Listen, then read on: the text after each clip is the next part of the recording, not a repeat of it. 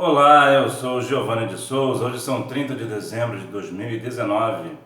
São 10 horas e 36 minutos. Lições bíblicas do primeiro trimestre de 2020 da classe de adultos. A raça humana, origem, queda e redenção. Lição 9, do dia 1º de março de 2020. O primeiro projeto de globalismo. Texto áureo. Por isso se chamou o seu nome Babel, porquanto ali confundiu o Senhor a língua de toda a terra, e dali os espalhou o Senhor sobre a face de toda a terra. Gênesis capítulo 11, versículo 9. Verdade prática. O globalismo afronta os propósitos de Deus quanto ao povoamento e ao governo da terra.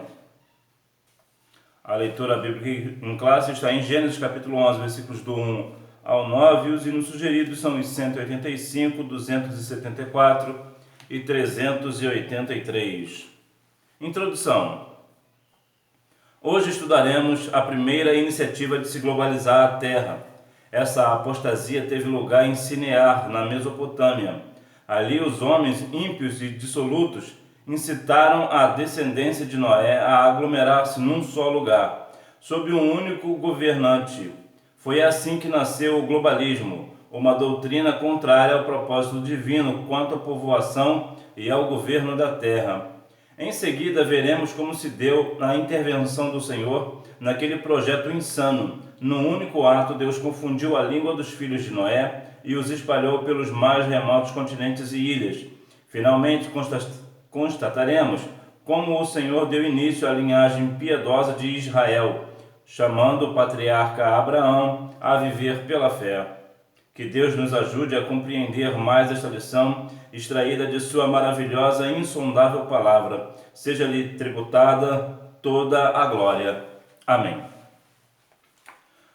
Esse globalismo, a globalização, já vem desde sempre. E até hoje é um dos grandes propósitos da humanidade globalizar o mundo. E nós veremos nesta lição os porquês de tal coisa, de tal desejo, né?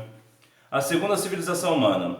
Nesse tópico veremos que após o dilúvio, o Senhor firmou uma nova aliança com Noé, e assim o patriarca deu início à segunda civilização humana. Todavia, o seu filho mais novo, rebelando-se, inaugurou outro período de decadência e menosprezo em relação aos mandamentos divinos. A apostasia de Caim e de Canaã. O episódio da vinha de Noé acabou por revelar a irreverência de Cã, o seu filho caçula, e a maldade de seu neto Canaã. Gênesis capítulo 9, versículos 20 ao 29. Tinha início ali uma apostasia que, se não fosse a interferência divina, comprometeria a ordem de povoar a terra. Assim como a cultura caimita induzira os filhos de Sete ao pecado, o modo de vida de Caim e de seu filho Canaã pôs-se a influenciar a decadência de Sem e de Jafé ao pecado e à iniquidade. 1 Coríntios capítulo 15, versículo 33. Nós vemos que na apostasia, quando, inclusive isso geralmente, muitas das vezes também parte da própria igreja, do próprio templo, do próprio cristão, a apostasia, o desejo de parar, o desejo de ficar parado no mesmo lugar, de não mais caminhar pela fé. Nós vemos que com a apostasia o pecado jaz à porta. Então aquela pessoa que não tem o desejo de continuar na fé, seguindo na fé, acaba sendo escravo do pecado, porque uma vez que ele não exercita a fé, não vai ao templo, não busca a Deus, independente do lugar que ele estiver, no templo ou em casa, seja onde for, ele acaba sendo escravo do pecado, ele vira presa fácil para o pecado. Então a impiedade, a questão da apostasia acaba trazendo a iniquidade do povo à tona. E o ser humano, nós, o homem, tanto o homem quanto a mulher, já tem aquela natureza humana, né? Então já tem aquela natureza pecaminosa. Então o pecado jaz à porta. Então aquele que para é uma presa fácil para o pecado. O enfraquecimento da doutrina de Noé. Com a multiplicação de seus filhos, Noé começa a perder o controle espiritual e moral sobre estes. Sua doutrina já não era seguida como antes, haja vista que Cã, seu filho, viu a nudez de seu pai e propagou a seus dois irmãos um desrespeito à dignidade de Noé. Gênesis capítulo 9, versículo 20 ao 24. Sim, faltou muito pouco para que esta nova civilização tivesse o mesmo destino da anterior. Além do mais, Noé não estaria para sempre com os seus descendentes, a fim de refrear-lhes os excessos e desatinos. Gênesis capítulo 9, versículo 29. A Bíblia fala em Ezequiel capítulo 14, versículos 14 e 20, que Noé seria uma das pessoas que se salvaria por sua própria justiça. Entretanto, ele teve filhos que se rebelou contra ele, teve situações de pecado em sua vida e acabou perdendo o controle sobre os filhos. Parece que é algo que é corriqueiro nos dias atuais, os pais perdendo o controle sobre os seus filhos. No Brasil, por exemplo, tem aquela questão do conselho tutelar, de que não pode bater, não pode corrigir, não pode isso, não pode aquilo, e acaba criando-se uma infinidade de malfeitores, pessoas que começam a ver que ele pode fazer qualquer coisa que não será disciplinado. Então nós vemos o Brasil como está. É bem verdade que há alguns casos que pessoas que não precisam ser corrigidos porque conseguem, os seus pais conseguem com boa palavra, um bom diálogo, fazer com que se tornem boas pessoas. Entretanto, na massa esmagadora das vezes, precisa sim de uma correção, e a Bíblia diz para não tirar a vara da criança. A Bíblia vai falar também que em Hebreus capítulo 12, que Deus corrige a quem Ele ama. Então, ora, se Deus corrige a quem Ele ama, por que o pai e a mãe não podem corrigir? E então, como não se corrige, faz todas as vontades dos filhos, os filhos acabam se rebelando contra os pais. De contrapartida também, os pais não devem espancar seus filhos. É diferente a correção do espancamento. Você precisa dar sim umas varadas de vez em quando, uma varinha de goiaba, uma varinha de café, como já dizia os mais antigos, né? O descaso para com o mandamento divino. Apesar de sua prodigiosa multiplicação, os filhos de Noé ignoraram a ordem divina quanto à povoação da terra. Gênesis capítulo 9, versículo 7. Ao invés de se espalharem, aglomeraram-se desobedientemente num só lugar. A ordem de Deus era para se propagar, para espalhar, povoar a terra. Entretanto, quiseram ficar no mesmo lugar, o que já torna uma desobediência a Deus. Síntese do tópico 1. O filho mais novo de Noé rebelou-se e inaugurou outro período de decadência e apostasia aos mandamentos divinos. O globalismo de Babel. Naquele estágio, a civilização iniciada por Noé dispunha de todos os fatores para criar uma sociedade ímpia e globalista, uma só língua, um só povo, uma só cultura. Levemos em conta igualmente a ascensão de Nimrod e a tecnologia já acumulada para se construir a cidade e a Torre de Babel. Uma só língua e um só povo. Até aquele momento, como já vimos, a humanidade falava um só idioma e constituía-se num único povo. Gênesis capítulo 11, versículo 1. Pelo que inferimos do texto sagrado, não havia sequer dialetos ou sotaques.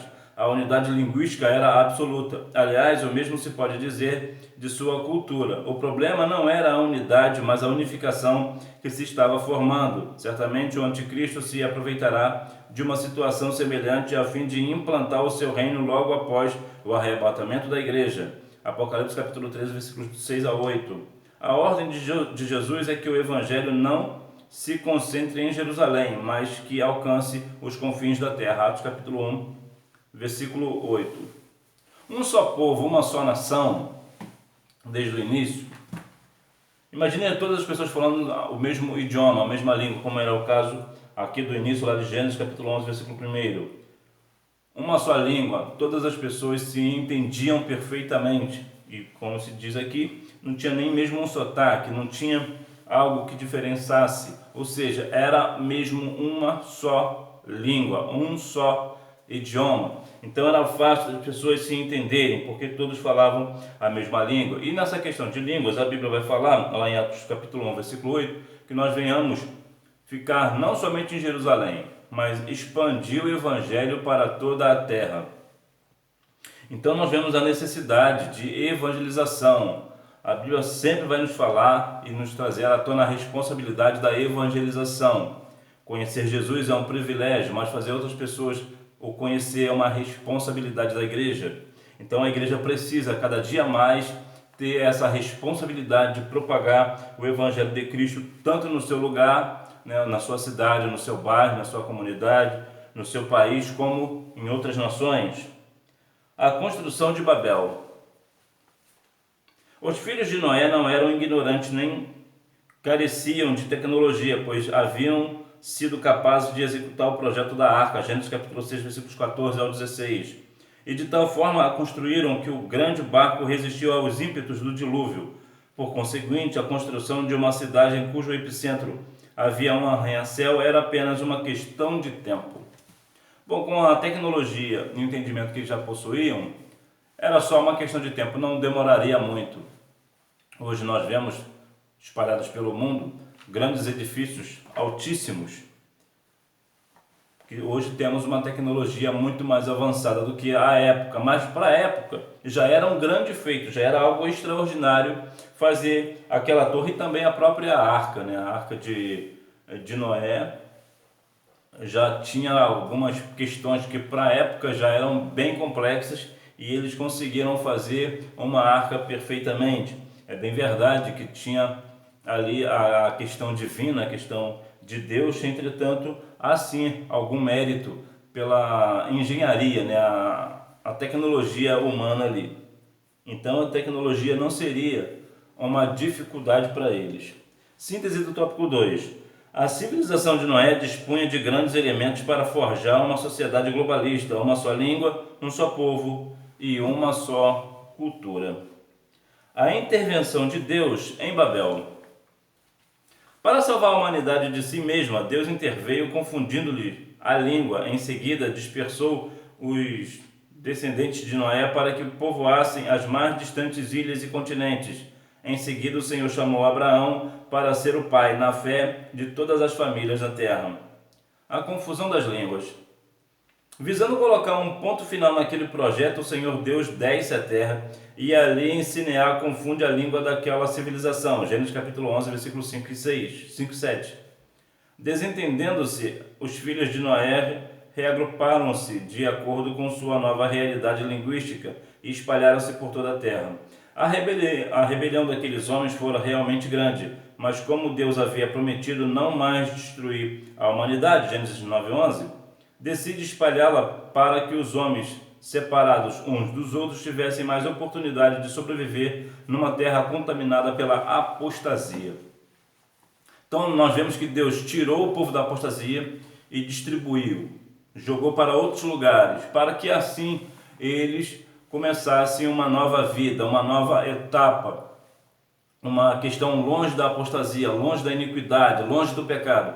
É bem verdade que o pecado iria, como já é implantado em nós, iria continuar. Entretanto, agora não tem mais a questão da apostasia, porque quando a pessoa está parada no lugar, como já falei no início, não exercita a fé. Não exercitando a fé, fica fácil para seria uma presa fácil para o pecado. Então nós vemos que Deus aqui interviu nessa questão para que o povo se espalhasse, povoasse a terra e começasse uma nova vida. O efetivo povoamento da terra. Sabemos que Deus forçou os descendentes de Noé aos confins do mundo, Gênesis 11:9. Caso isso não tivesse acontecido, aquela geração teria o mesmo destino do pré-diluvianos.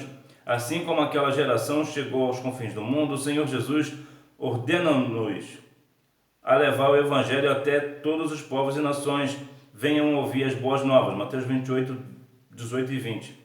Quando isso acontecer, então virá o fim, Mateus 24, 14. Nós vemos que existe ainda hoje lugares espalhados pelo mundo que não conhecem a Cristo, que nunca ouviram falar de Jesus.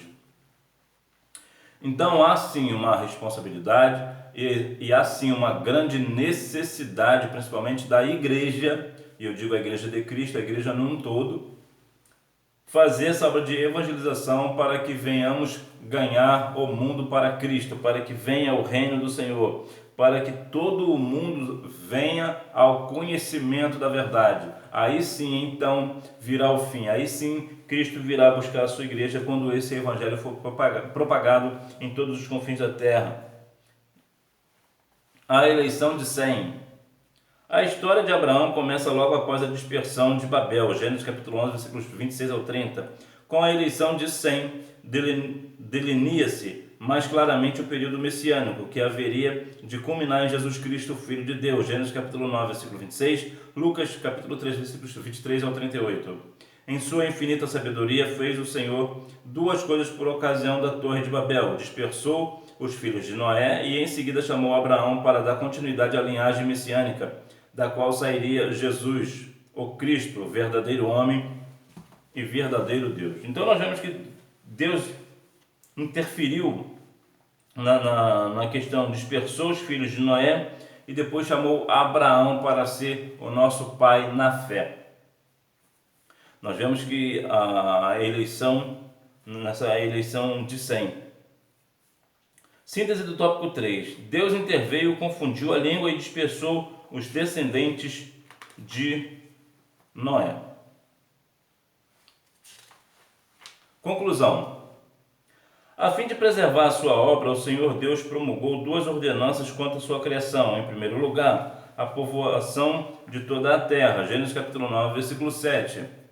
E por último, a grande comissão, através de Jesus Cristo: é-me dado todo o poder no céu e na terra. Portanto, ide e ensinai todas as nações, batizando-as em nome do Pai, do Filho e do Espírito Santo, ensinando-as a guardar todas as coisas que eu vos tenho mandado. E eis que eu estou convosco todos os dias, até a consumação dos séculos. Amém.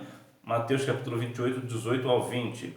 Contra o globalismo, cuja missão é submeter o mundo aos caprichos de Satanás, só mesmo a obediência aos termos da grande comissão, evangelização e missões.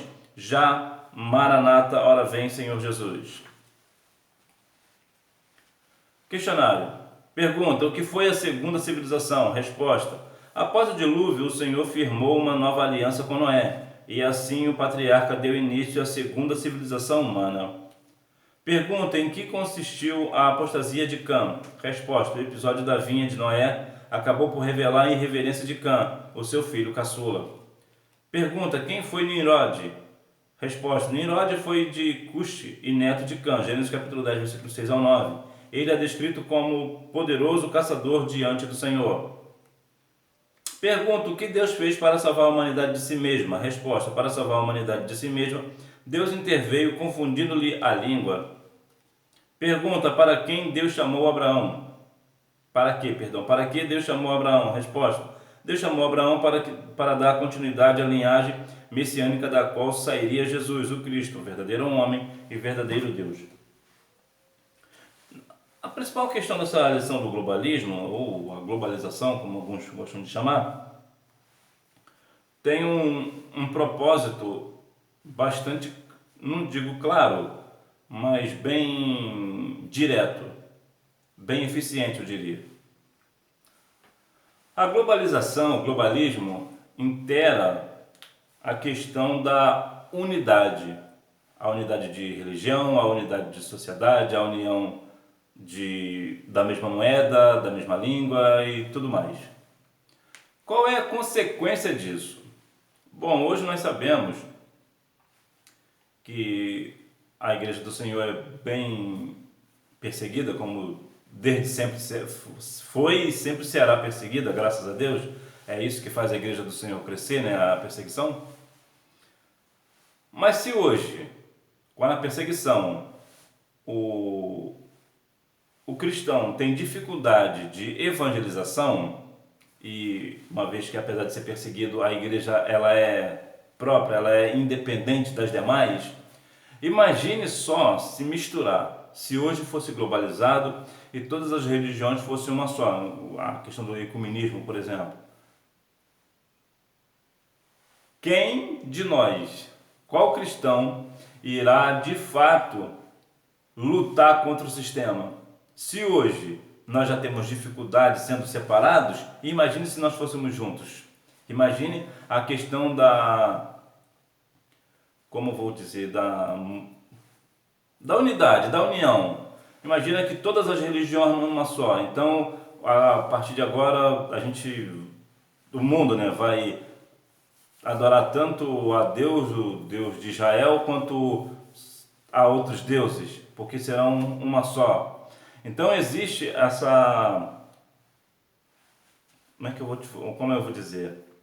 Essa preocupação do adversário, ele tem essa artimanha, a artimanha do adversário de globalizar o mundo, para que assim, o mundo globalizado, falando a mesma coisa, fazendo as mesmas coisas, sejam escravas do pecado e da iniquidade e acabem se afastando a cada dia mais de Deus, porque está na apostasia. Então, muitas das vezes as pessoas acham que a globalização é uma coisa boa, mas não é. Existe um dedo do adversário nesse negócio. Tanto é que desde o início Deus interveio para que o mundo não fosse globalizado, desde o início. Por quê? Porque Deus já sabia das questões do adversário, as artimanhas do adversário para a humanidade, para o mundo. Então vemos aqui a importância da igreja ser única. A igreja cristã precisa ser única. A igreja de Cristo, ela é única. Ou seja, ela tem a sua identidade própria. Ela é única, não tem outra, não tem uma cópia. E aqui eu não estou dizendo em questões de denominações, estou falando da igreja lavada e remida no sangue do Cordeiro, a igreja salva em Cristo, a igreja que vai proclamar o evangelho da graça, o evangelho de Cristo, a salvação em Jesus, a evangelização pela fé. E independente das igrejas, Deus é Amor, Igreja Batista, Presbiteriana, seja lá qual for, as igrejas evangélicas, as igrejas cristãs, isso sim é a igreja do Senhor. A igreja do Senhor num todo, num completo, como diz Mateus 16:18, que as portas do inferno não prevalecerão contra a igreja do Senhor, que dá a ideia de que o adversário vai vir contra a igreja, mas a igreja estará resistente. Por que a igreja estará resistente? Porque as portas do inferno não prevalecerão contra a igreja do Senhor. Justamente por isso, porque a igreja é do Senhor. O adversário não tem força contra o Senhor, contra o nosso Deus. Então, nesse parâmetro, nós precisamos entender que nós somos eleitos do Senhor. Somos eleitos, a geração eleita, o sacerdócio real. Então nós precisamos proclamar o evangelho da graça, o evangelho da salvação, porque nós somos salvos.